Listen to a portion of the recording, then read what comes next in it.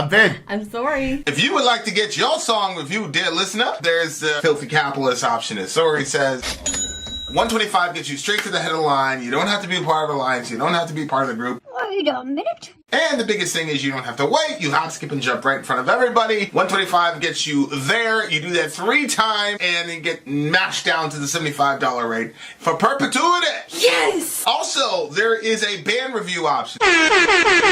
So if you've got a band and you're trying to get your band some exposure, hit me up at villageXchange@gmail.com, and I'll show you the details about how to pull that off. You can also jump on Patreon, and there is a option on the tiers to be able to get your band reviewed. Obviously, we can't lie to you, so we can't guarantee a positive review. Get what you get. It's just rubbish. Rubbish. Rubbish. That's British for garbage. My favorite is the community option. $1 at the gate gets you in at Patreon. You get to join an alliance. The alliance joins their points together, and that helps determine what songs that we do. The alliances hang out on Discord. Message me on Patreon to get the link. And they do all kinds of other cool things. They do Minecraft, Dungeons and Dragons. Yeah. It's really a community within the community. Anybody can go on the village, facebook.com/Vin and Sori. There's 160,000+ people on the channel. What's cool about the Discord is that it offers a real opportunity for community connection, friendship, that type of thing. And it's on Discord, so if you're not a Facebook person, it's for you. You start off at $1. Right. Plus you get exclusives. Sori and I are working on a song. So the first 15 seconds of that was on Patreon. Also, at $15 here and above, when we actually debut the video, they're going to be there live with us. There you are, dear listener. Buy our merch. Buy our merch. Buy our merch indeed. A child shall lead them. That's what you're supposed to say, you dumb butt. Yes, but I was waiting for you. Okay. We are doing a DJ stream for the full English breakfast. The full English breakfast, bitches. Don't get that confused with the Irish breakfast, because it's not. The next song on the list is Immortal, Beyond the North Waves. Yes. And this is shout out to Immortal. all our cool friends here. We got Fred Berg. There's another dude named Frozen. Jim Frozen. That's a badass table, I gotta say. Badass table. Badass name. Immortal. Jim Frozen. So shout out to all our new people. Good to see you guys. And then we've got a band named Immortal. We're doing the song. I already read it. I'll read it again. Beyond the North Waves. Immortal, you know, but this track is from one of their greatest albums, Sons of Northern Darkness, on Nuclear Blast Records, came out 2002. This is another great of the meaning epic, and you might like it. Now, what's the name of it again? Immortal Beyond the North Waves. The North Waves? Yeah, I gotta tell you. Yeah, that makes me really cold. I have to I'm not gonna lie. That makes me really, really cold. The full English breakfast. I freaking love the way you ordered your list. Really? Look. Song 1, artist, that's true. Song, the breakdown, lyrics. That's true. Link to the song. That's, nailed it. Yeah. Nailed it. Yeah. I have to say, well, I'll say it this way. It's extremely convenient. Yes. It's very, very convenient that we have that kind of a situation. I'm not going to lie. I agree. Okay, listener, here we go. Immortal, Beyond the North Wave with lyrics, even more of a bonus. So I just wasted a bunch of time looking for the lyrics, and let's go.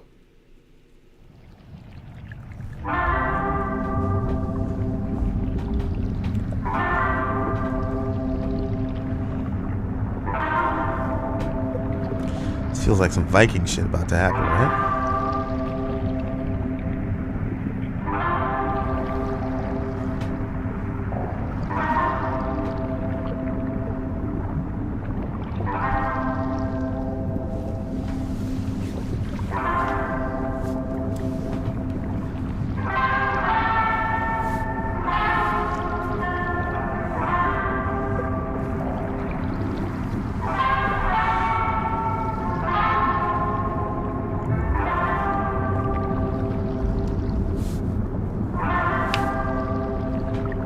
Interesting.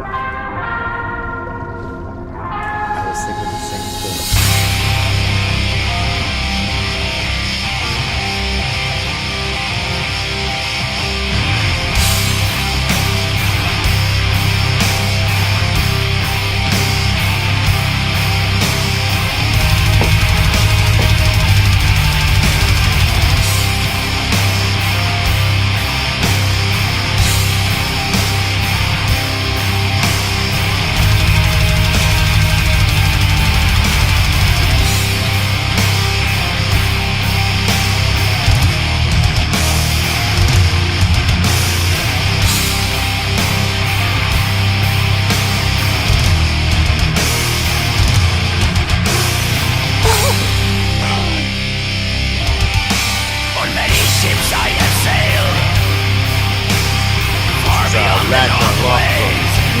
Ragnar Lothbrok. Oh, yeah.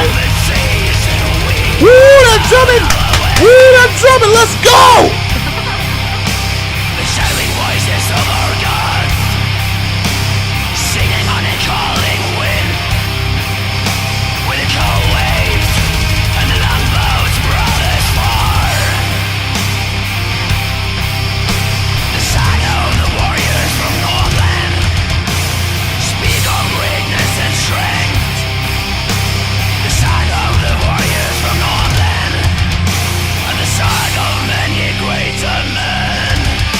Go.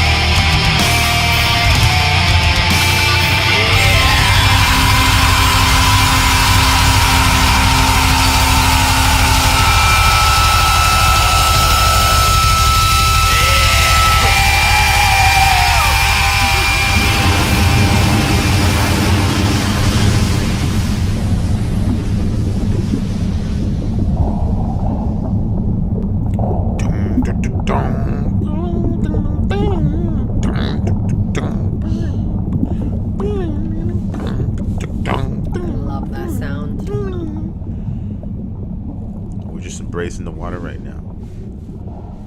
We're just underwater right now.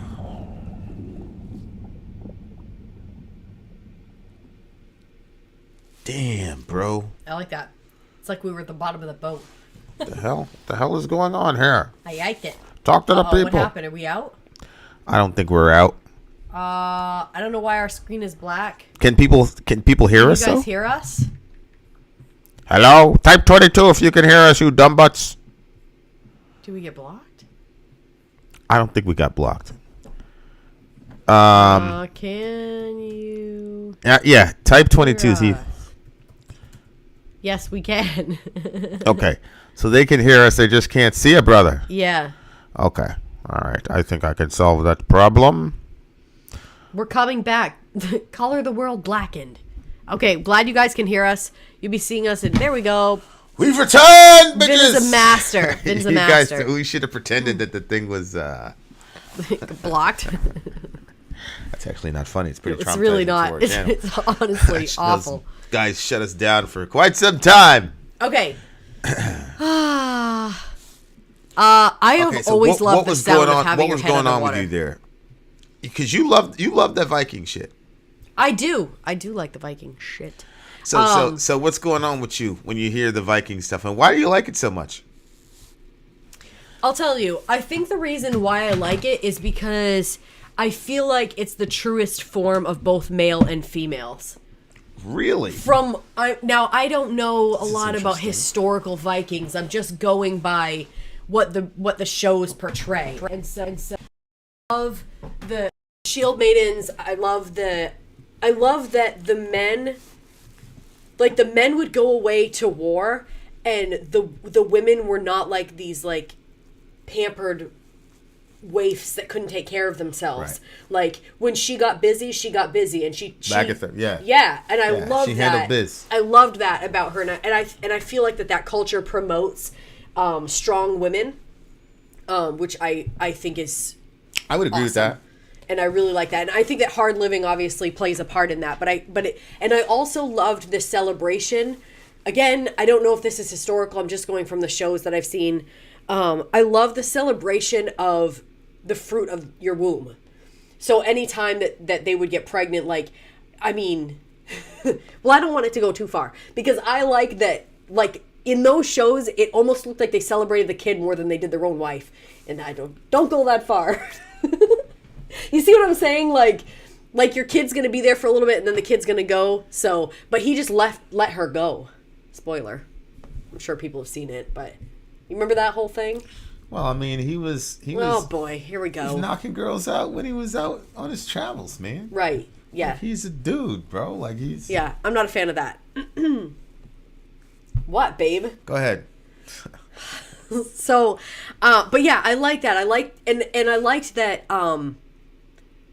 Even though the women, I think that they portrayed them, they were kind of sad, when their guys would leave, but more so what was portrayed, I'm sure that they must have portrayed some sadness, but more that, to me, it looked like they portrayed that sort of strength and like, okay, now we're going to band together, and they created a little mini community there and stuff. I like that. And Sadie's saying one of the most elaborate and honored Viking warrior graves was that of a woman. There we go, Sadie. Yes. Yeah. I knew we were friends for a reason. Yeah. So yeah, I love all that. I also I think I like the unapologetic way that they lived.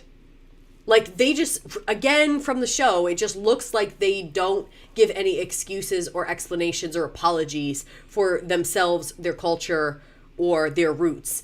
And a lot of times I feel like,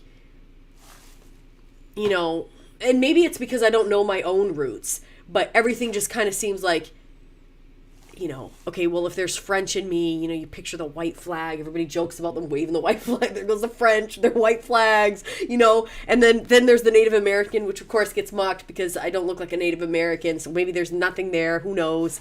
But there's just not like a lot that you can really like kind of stake your. But if somebody's like a Viking, like they're like, oh, historically there are Vikings in my. I feel like people are like, yes. But I don't know. I mean, maybe I'm wrong. I think that has to do with temporal and proximity. Vikings ended up getting conquered. right? By, you know. Well, So I don't think we need to remember that part of I history. mean, a lot of them got absorbed into Christianity. So I was listening to this guy, John, I forgot his name. I got introduced to him through Jordan Peterson. But he's talking about this concept of universal history is what he calls it. And, you know, I talk about the collective memory in the ancient Near East. yeah. People are like, why are there always a flood narrative? That means there was no flood if everybody says there was a flood. Shout out to Aaron Raw. Shout out to the homie. Just not sure what to do with that logic there. Of course. That's so funny because somebody was just watching that interview and commented. I saw it like 2 days ago. All right. Anyway, shout out to the homie. Shout out to the homies. It's just weird, bro. And of course, if there were no flood narratives, they'd be like, you would figure that everybody in the world would be talking about this shit. Right. Yeah, but you know, it's a very interesting thing to me when I think about who gets celebrated and who gets looked on as a villain. So if you look at a guy like Genghis Khan, if I showed up in a Genghis Khan shirt, nobody would have a problem with it. But Genghis Khan was a horrible, terrible, murderous, lecherous, horrible human being who enslaved and killed countless people. He's the one that spread his seed all over the place, Yeah, right? he's like, you know, I don't know, I forgot like the stat, like it's a ridiculous stat, like a third of the world has his DNA or some shit because he was such a prolific rapist. So I don't understand, like, I'm still trying to figure out what the algorithm is. You know what I'm saying? And obviously the Vikings did nothing comparable to Genghis Khan. Or even Alexander the Great. Like, to this moment, we call him Alexander the Great. And I understand, great is being used here not as, like, you're a great moral person, but you're a great person in the sense of Michael Jordan, Tom Brady, you're the greatest warrior, one of the top 3 of all time. But he killed a bunch of people and Hellenized pretty much the Western world, which, I don't know. I mean, was Hellenization really a bad thing? I mean, it set the world up for Christianity. You know what I'm saying? So like, he doesn't get looked upon as this horrible, terrible figure either. But he left a bunch of people dead. Whereas in the modern era, you got a guy like Bush, and Bush probably has as many bodies as Alexander the Great, comparatively speaking. And all of us hate Bush for what he did. You know what I'm saying? So I'm like, yo. And it was really interesting. I was listening to, we were listening to Vlad yesterday, and we were talking about how, you know, Bill Cosby's legacy is completely destroyed and all this and that, but Elvis's legacy is okay. Elvis was also a child. You know what I'm saying? Like, he was. We did that thing where we talked about Elvis? all the rock icons.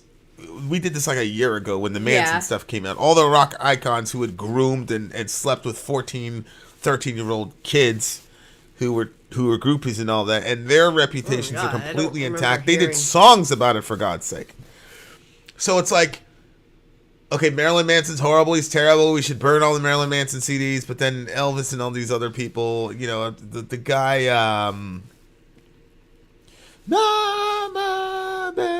so jaded. I don't want to miss that. Steven Tyler. Yeah, okay. I guess he wrote a song about some groupie, some underage groupie that he was, you know, getting down with or whatnot. And that's okay. People say, well, it's a different time period. But Marilyn Manson, he's horrible. We're not supposed to like him. Genghis Khan, so my point is the Vikings are going over to other people's lands uninvited, stirring up all this jihad and warfare, and they get celebrated, but then other people can't celebrate their ancestors because we're more proximate in time and geography to their horrible conquering ways. I mean, I look at everything through the lens of the Bible, so I'm like, yeah, these are sinners. Mm-hmm. So Genghis Khan, all these people, they're all the same to me. Mm-hmm. They're people who were massively gifted by God, who use their powers for evil to aggrandize themselves and hurt a lot of people in the process. But because they're image bearers of God, I can still see the greatness in it and celebrate the greatness in it, even though that greatness has been marred by their sinful nature. And so the contradiction makes sense. But outside of that kind of framework, the algorithm is almost completely random about who gets celebrated and who.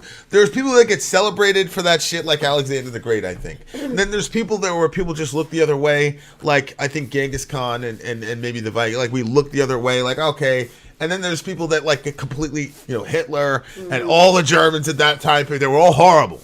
All those Germans terrible. Yeah, well, yeah. And like so, I just don't understand like where is the. Yeah, it's the same thing like Che Guevara. He was like, yo, if I had an atomic bomb, I would bomb New York. And yeah, we'd kill a bunch of innocent people, but that's a price we need to pay. And then people are walking around with Che Guevara shirts. The guy was a murderous fucking horrible person who killed a bunch of people without trial. So it's just one of those things where I'm like, these guys can sing about this shit. But, I mean, let Pantera come out with a new song where they're celebrating how they're answering. We sailed the Atlantic. Yeah.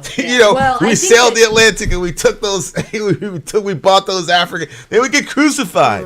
I was just looking at it a couple days ago. Somebody said something about Pantera, and I never comment on Instagram.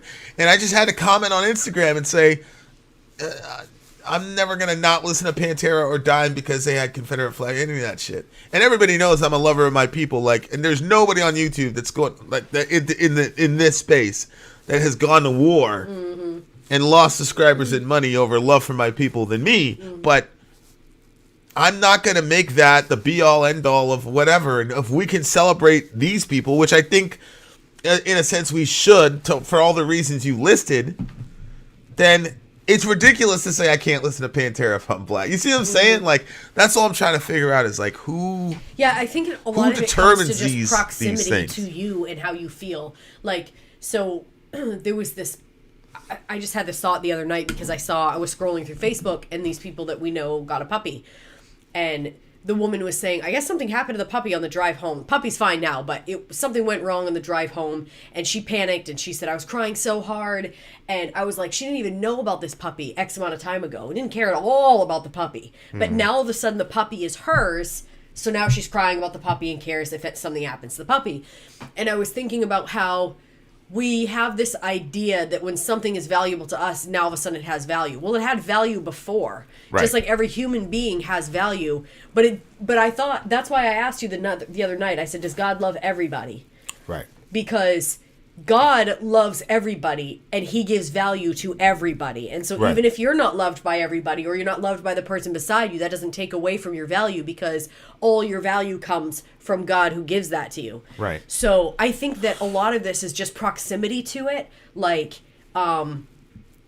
if you were affected or people were affected, then all of a sudden you become aware of what's going on. So, for instance, excuse the word, but growing up, we all, you might call somebody stupid or you might call them a retard, which was a word that we just kind of threw around haphazardly at my house. And my parents were very strict about not cursing. But I think saying the R word is way worse than saying a curse word. And especially the way that we were using it to other people. And then I ended up meeting people that their brother was mentally handicapped, and so he was like, hey, that was really hurtful when you said that. And I was like, what? Like, it didn't even process, it didn't even occur to me that. And then he said, like, my brother has struggled with that his entire life. He was born that way, and our family has felt the fallout of that because everywhere we go, there's people staring at us, people commenting, people saying horrible things, and like trying to find your space and all of that when you can see it's hurting your mother, but you haven't been taught to fight. So then you're not going to fight, but yet you want to protect your brother and your mother. It's just a messy situation. And then from that, I was able to say, yeah, hey, that we shouldn't say that. People should never say that. And so I think that the same is true of stuff like this. Whatever affects you, or what you've been made aware of. Like, I think that there's probably very few cultures, if any, that there's not something to celebrate. If you saw... No, I think all cultures necessarily have something to celebrate because cultures are simply the collective expression of the norms and the mores of a group of people. But groups of people are created in the image of God. Yeah. So there's always going to be something to celebrate. Right. I was thinking of like headhunters I think and it's stuff. easier. I think it's easier to celebrate the Vikings because they ultimately lost. Right. So like for example, like I think flesh that out a little I think bit. if the roles were reversed. So, for example, if some Catholic band came out and said, "Yeah, we defeated the Vikings," and yada yada yada, I don't think that band would be very popular in Scandinavia. See what I'm saying? Because they lost. So you can't come out and I don't think that band would be popular. I don't think if they said we destroyed, we made Odin bow to Christ and all the rest of it, like they do with us, like, and I gotta say, like, for me, it's like, well, it's okay, like, because we won, Christians won, so yeah, say what, yeah, man, because it's like Dorian fighting Johan. You see what I'm saying?